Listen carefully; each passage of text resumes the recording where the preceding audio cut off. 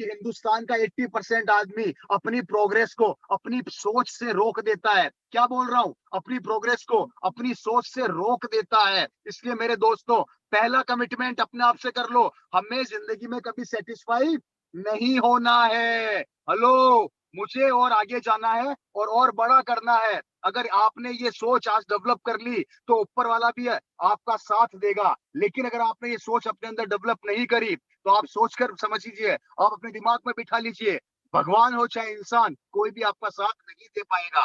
कारण क्योंकि हमारा सोच, हमारा पहला माला, हमारा दिमाग ही सब कुछ सेट करता है। अगर यहाँ पर आपने ये सेट कर लिया कि मैं अगर 25,000 कमा सकता हूँ तो 25 लाख भी कमा सकता हूँ, तो ऊपर वाला आपको रास्ता दिखाएगा। लेकिन अगर आपने यहाँ पर ये सेट कर लिया कि मेरी जिंदगी तो सेट हो गई, जैसी चल रही है चलने दो, तो ऊपर वाला भी आपका साथ छोड़ देगा। क्योंकि दोस्तों, भगवान हो या इंसान, साथ उन्हीं को मिलता है जो प्रयास करते हैं, कोशिश करते हैं, टिके रहते हैं और लगातार चलते रहते हैं, आगे मंजिल की ओर बढ़ते रहते हैं। तो आज पहला कमिटमेंट आपको क्या करना है कि मेरे को अपनी लिमिटेशन ऑफ इनकम को ब्रेक करना है, चाहे वो वॉट कोई भी हो।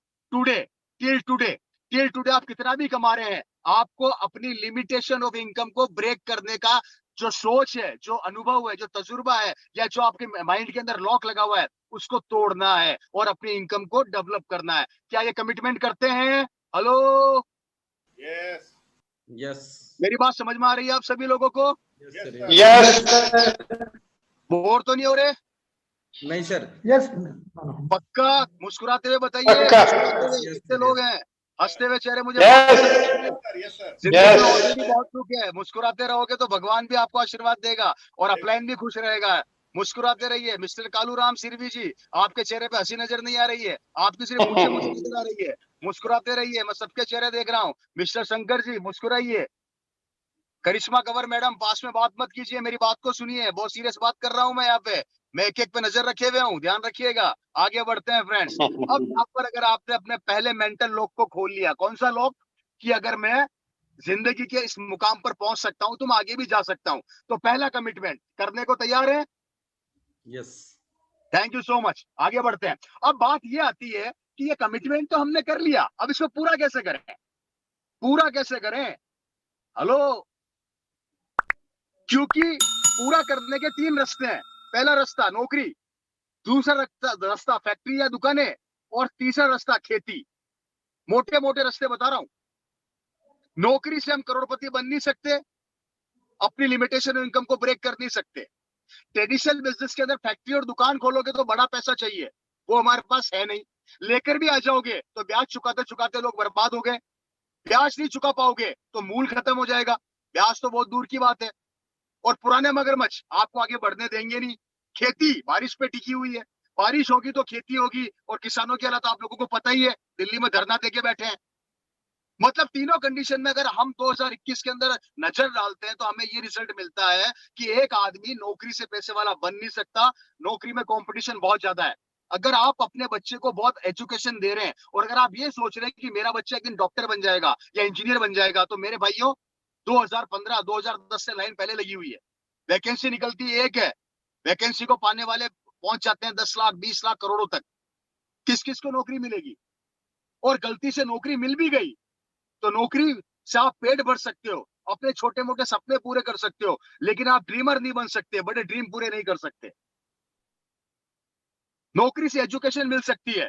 और याद रखिए, दुनिया में कोई भी नौकरी पेशा इंसान कभी भी ईमानदारी से पैसे वाला नहीं बना।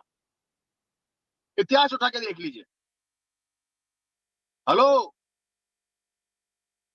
मेरी बात समझ रहे हैं? यस यस अब मैं Yes, sir, दूसरे yes, पॉइंट sir. पे आता हूँ।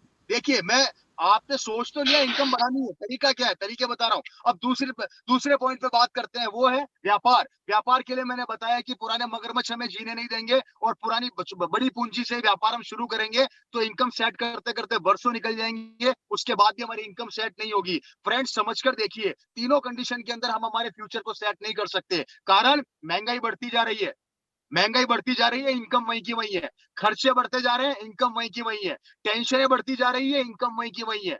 सोच कर देखिए जिंदगी किस ओर जा रही है। पहले कमाने वाले घर में 5 आदमी होते थे तो खाने वाले 5 होते थे। अब घर में कमाने वाला एक आदमी और खाने वाले 5 है। और इसके बाद भी इस कोविड-19 ने सब कुछ बर्बाद कर दिया। कोविड-19 जब से आया पूरा विश्व रुक गया, लोगों के धंधे चौपट हो गए, लोगों की नौकरियां चली गई, कई लोगों की सैलरियां कम हो गई। आप सोच कर देखिए, जिंदगी को जहां पर आगे बढ़ना चाहिए था समय के अनुसार, कंपटीशन के हिसाब से, जनसंख्या के हिसाब से, हमारा काम बद से बदतर होता जा रहा है। हमारी टेंशनें कम नहीं हो रही है, बढ़ती चली जा रही है।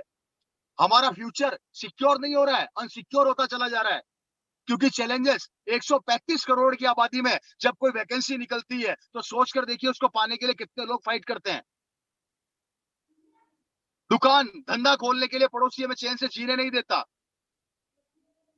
पुराने बाप दादा के धंधे हम लोग लेके बैठे हैं, उन धंधों के बिहाफ पर वो धंधे उतने अच्छे नहीं चल रहे। आप सब अच्छे जानते हैं और अच्छे से समझते हैं। अगर आपके पिताजी और दादाजी ने कोई फैक्ट्री या दुकान खोली थी और वो जो बिजनेस किया करते थे वो आपका हो रहा है क्या? अगर क्वेश्चन खुद से पुटअप करोगे तो आंसर मिलेगा, नहीं हो रहा।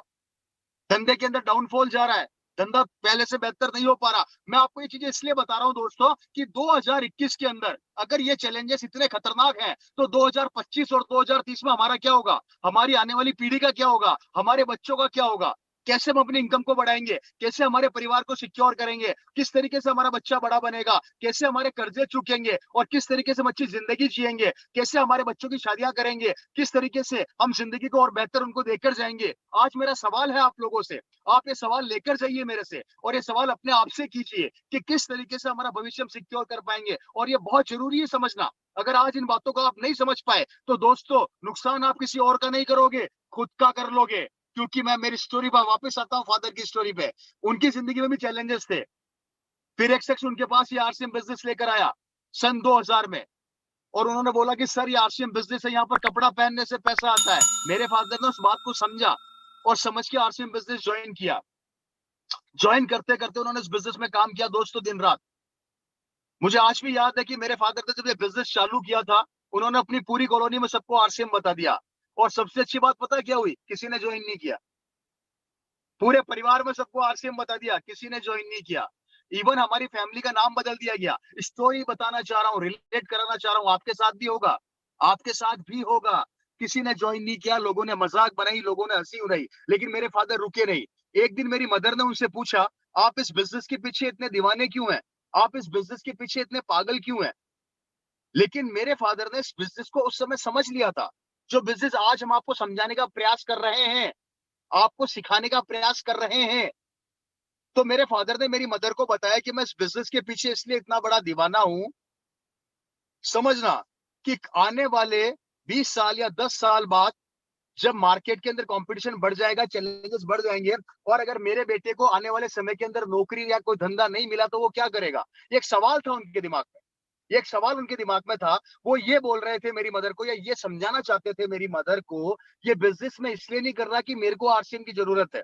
उन्होंने कहा था कि सरकार मुझे 25,000 रुपया सैलरी देती है, मैं तो जैसे तैसे अपनी लाइफ काट लूंगा क्योंकि मैंने संघर्ष करके नौकरी पाई है। लेकिन 2020 या 2021 के अंदर जब रवि को काम नहीं मिलेगा या उससे कोई बिजनेस नहीं मिलेगा या वो नौकरी नहीं मिलेगी तो वो क्या करेगा? इट मीन्स उन्होंने ये समझाने का प्रयास किया था कि अगर एक बार आरसीएम बिजनेस की रॉयल्टी और टेक्निकल मैंने निकाल दी तो मैं भविष्य में रहूं चाहे ना रहूं, मेरी नौकरी रहे चाहे ना रहे, जहां पर एक बार मैंने इसकी रॉयल्टी और टेक्निकल के ऊपर काम कर लिया तो आने वाले समय में मेरे बेटे को किसी के सामने जाके 10, 20, 50,000 रुपए के लिए हाथ नहीं फैलाना पड़ेगा।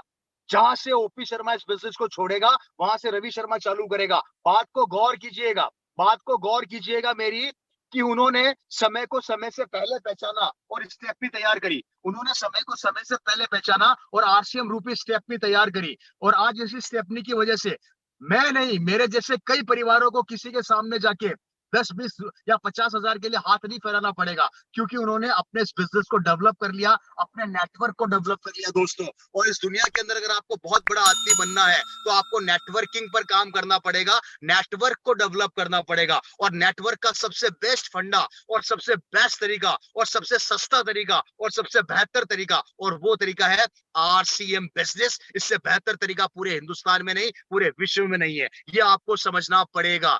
इसलिए नहीं बोल रहा कि आरसीएम बिजनेस कर रहा हूं, इसलिए नहीं बोल रहा कि आरसीएम का लेवल है, इसलिए बोल रहा हूं कि ये सत्य है कि नेटवर्किंग जो इंसान सीख गया और नेटवर्क बनाना सीख गया, वो इंसान जिंदगी के अंदर कभी भी पीछे नहीं जा सकता, उसको कितना भी लॉस लग जाए उसका लॉस कुछ बिगाड़ नहीं सकता, क्योंकि यहाँ पर इंडिविजुअल आदमी काम नहीं करते, यहाँ पर टीम काम करती है।